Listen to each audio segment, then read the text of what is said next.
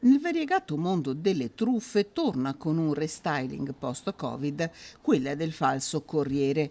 Nel mirino negozi vari, ma soprattutto quelli di abbigliamento, che nell'e-commerce stanno trovando una nuova frontiera. La dinamica è praticamente questa: passa una persona in borghese, ovviamente vede degli scatoloni, dei colli davanti all'interno del negozio, chiama da un cellulare e dice: sono il corriere, devo venire a ritirare perché so che avete degli scatoloni da ritirare. Il commerciante, magari non preparato oppure indaffarato, dà l'ok, arriva il finto corriere e porta via gli scatoloni che arrivano dall'e-commerce, magari per le vendite online, oppure scatoloni di resi a fornitori, e quindi il commerciante resta così a mani vuote. Lo stesso Capitanio racconta, è stato vittima di un tentativo di truffa che lui ha riconosciuto. L'attenzione deve essere alta. L'attenzione da dare ai colleghi non solo nell'abbigliamento ma in tutti i settori, di far riconoscere il corriere e che siano anche i ritiri programmati e con il numero di reso. Verificare se il corriere assegnato è quello che il fornitore